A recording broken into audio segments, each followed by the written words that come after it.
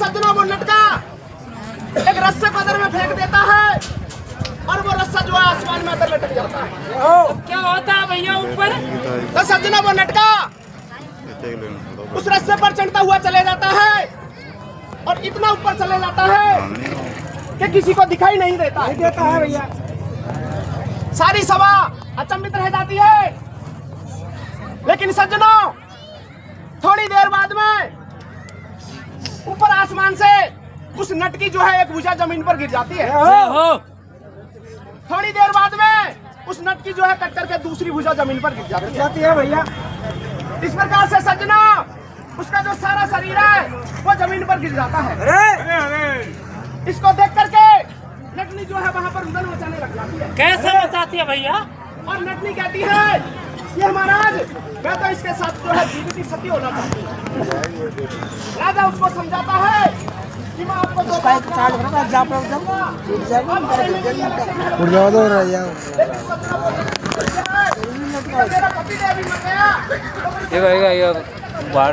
नीचे अपने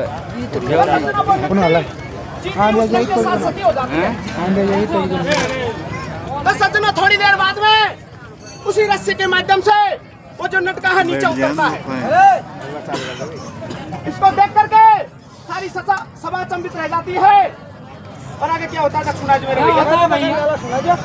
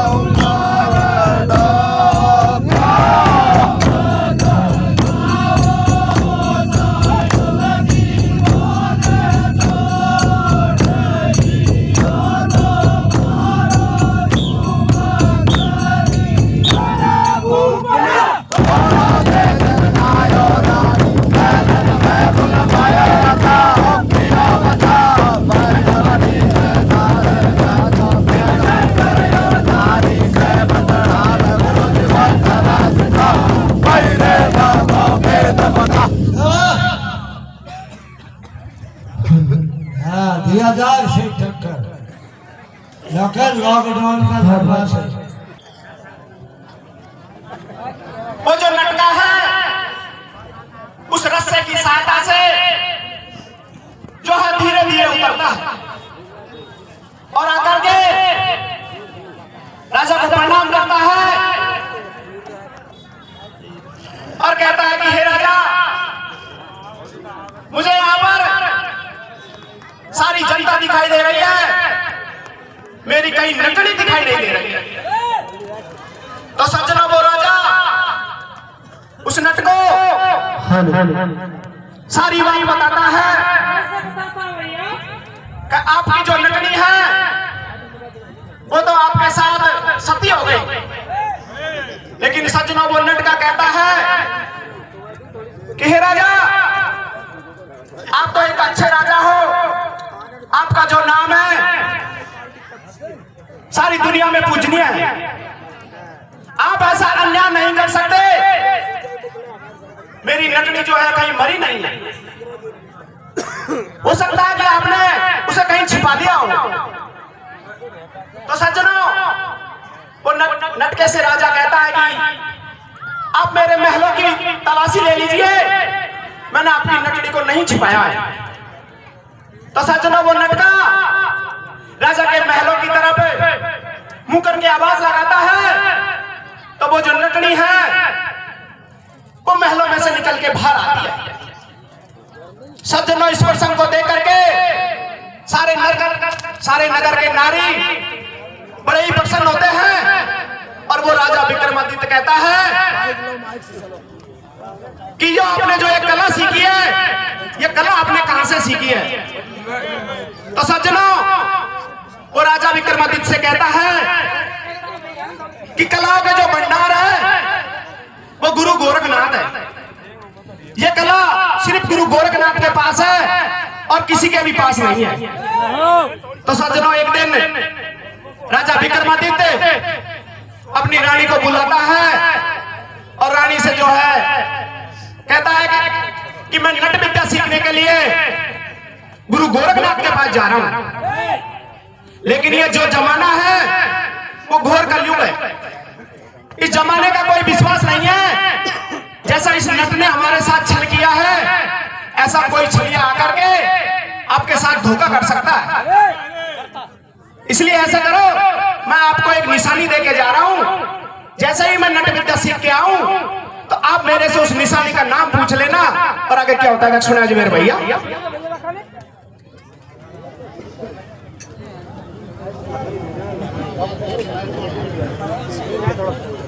हाँ, कोई टेंट वाला हो तो कूलर चालू कर दो। ये सब कूलर बंद पड़ा है, हवा जाएगी, पसीना आ रहा सबके।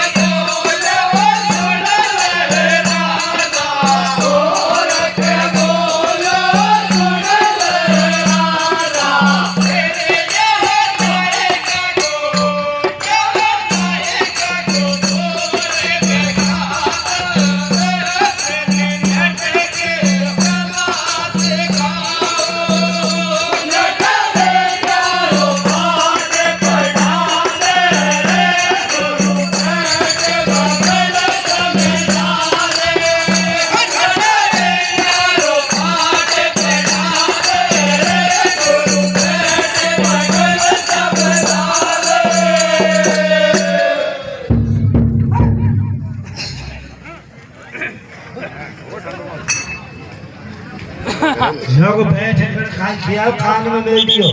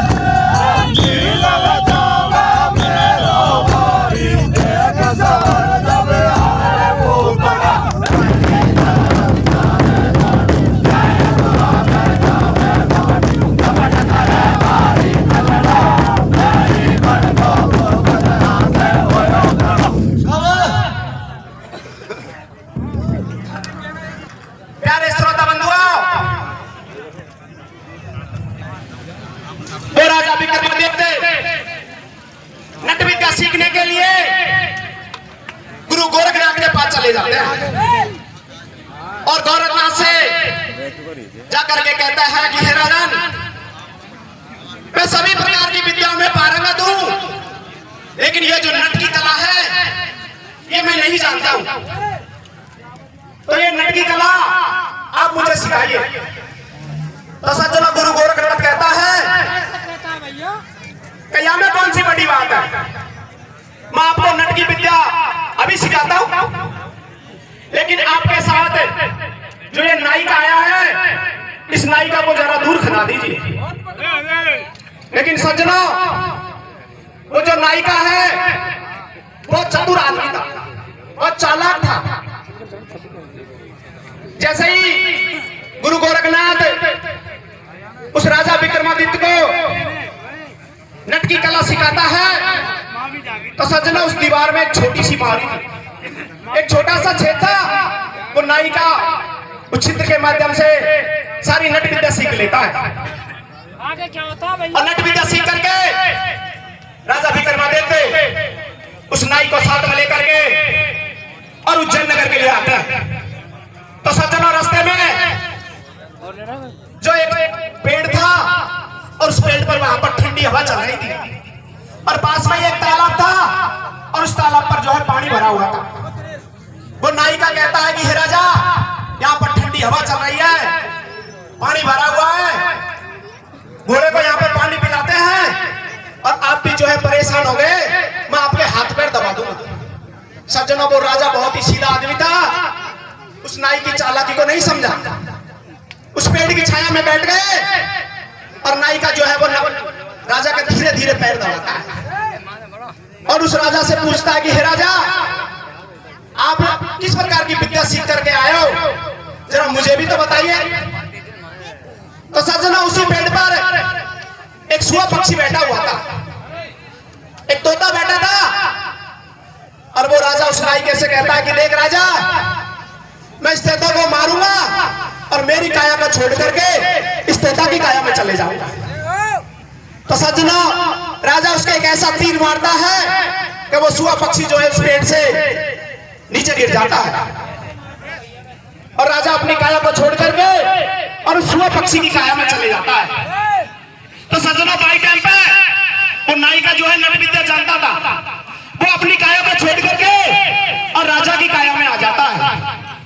नाई का राजा बन जाता है और राजा बन करके जो है उज्जैन नगर आ जाता है।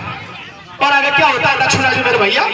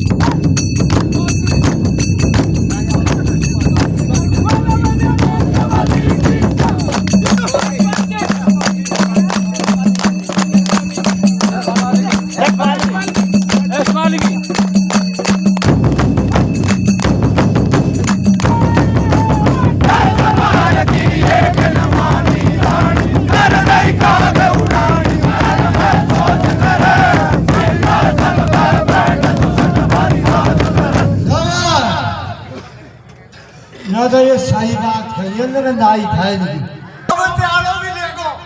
लेगो। अरे यार ले तो गया जर्सी गाय को। हाँ तो सजना वो जो नायिका है राजा विक्रमादित्य की जगह नकली राजा बनकर के और उज्जैन नगर आ जाता है। उज्जैन नगर आकर के दासी को हुक्म दे देता है कि उसका पतिदेव नट विद्या सीख करके आ गया, रानी से कहिए राजा के लिए पानी लेकर के आए। तो सज्जनों, रानी जैसे ही पानी लेकर के आती है, क्या होता है भैया? लेकिन उसे वो बात याद आ जाती है कि मेरा जो पतिदेव है मुझे एक निशानी देके गया था, उस निशानी का इससे नाम पूछना चाहिए, यदि असली पति होगा तो निशानी का नाम बता देगा। तो सज्जनों, वो रानी जो है उससे कहती है कि मैं आपको असली पति जब मानूंगी, पहले आप ये बताइए कि मुझे कौन सी निशानी देके गए थे। लेकिन सज्जनों, उस नायिका को क्या पता कि राजा कौन सी निशानी देके गया था। तो सज्जनों, वो दुष्ट नायिका राजा बन जाता है और सारी जनता पर जो है अत्याचार करने लग जाता है और रानी पे जुल्म करने लग जाता है। तब वो रानी उससे हाथ जोड़ के कहती है कि मुझे आप 6 महीने का समय दीजिए, 6 महीने के अंदर मैं या तो मेरा पति हेर लूंगी, नहीं तो आपको मेरा पति स्वीकार कर लूंगी। तो सज्जनों, वो रानी महलों के ऊपर काग उड़ानी हो जाती है और किस प्रकार से रुदन मचा रही है। लक्ष्मण जी मेरे भैया,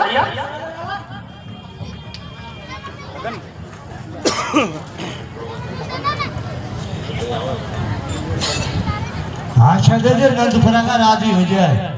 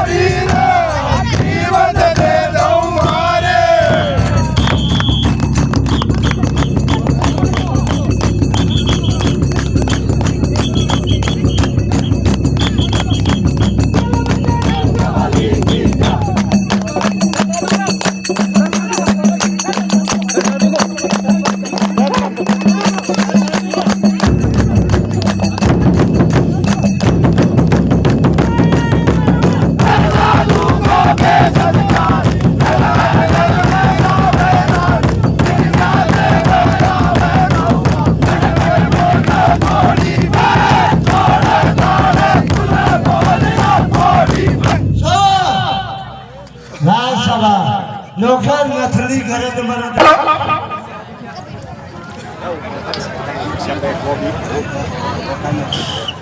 हाँ तो प्यारे श्रोता बंधुओं,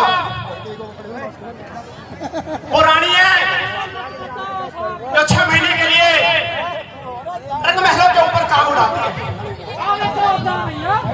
और वो अबला स्त्री रुदन मचाती है, और जो है गुरु गोरखनाथ का भजन करती है। सज्जनों, उसकी भक्ति के आगे गुरु गोरखनाथ का जो है सिंहासन हिल जाता है, और गुरु गोरखनाथ सोचता है कि मेरे भक्तों पर ऐसी कौन सी पीड़ा आ गई कि आज जो है मेरे सिंहासन हिलने लग गया, मुझे जाकर के देखना चाहिए।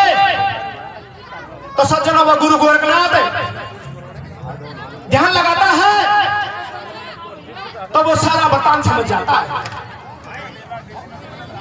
कि रानी के साथ धोखा हो गया और वो नाई का जो है नकली राजा बन गया। तो सज्जनों, गुरु गोरखनाथ एक साधु का वेश बनाता है, और साधु का वेश बना करके बियाबान जंगल में चले जाता है, जहां पर उसका असली पति जो सुआ बना हुआ था, वो साधु के वेश में उस सुआ को पकड़ लेता है और राजा के नगर में आ जाता है। और जब रानी महलों के ऊपर टांग उड़ा रही थी, तो वो साधु महलों के पीछे आ जाता है और आकर के जो है रानी से भिक्षा मांगता है। तो सज्जनों, रानी उसको भिक्षा देती है, तो साधु उस भिक्षा के बदले में उसका जो असली पति जो सुआ है उसको उसकी झोली में पटक देता है और रानी को जो है सारी बात बता देता है।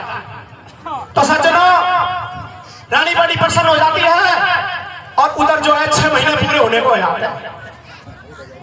जैसे ही 6 महीने पूरे होने को होते हैं, वो रानी दासी को बुला करके कहती है कि आप राजा से कह दीजिए मैं उसे अपना पति मानने के लिए तैयार हूं।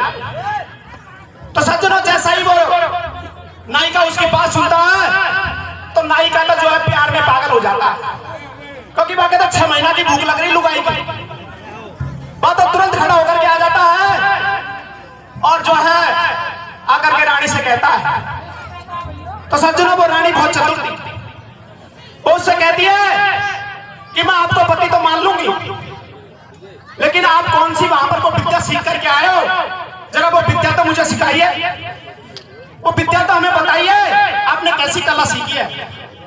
तो सज्जनों, राजा बाई टाइम पे महलों में एक बकरा मंगवा लेता है और सारे नगर के नर नारी इकट्ठे हो जाते हैं, और वो नाई का जो राजा उससे कहता है कि देख रानी, मैं मेरी काया को छोड़ करके और इस बकरे की काया में जाऊंगा। सज्जनों, उस बकरे को मरवा दिया जाता है और वो जो नाई का राजा बना हुआ था वो अपनी कला के माध्यम से बकरे की काया में चले जाता है, और बाई टाइम पर बस हुआ पक्षी असली राजा की काया में आ जाता है। तो सज्जनों, असली राजा विक्रमादित्य वहां पर राजा बन जाता है और नाई का जो है बकरा बन जाता है। तो सज्जनों, वो राजा रानी ने वो बकरा का दोनों कान पकड़ लिया, जोर से पकड़ लिया, जोर से कतई दोनों कान पकड़, और वहां को जो है गर्दन से धड़कू अलग कर दिया, धड़सू अलग कर, अरे मटकी में बाकी बंद कर दिया, वो नाई का बंद कर, कांकड़ के पहले काट दियो कांकड़। और आगे क्या होता है लक्ष्मण जी मेरे भैया?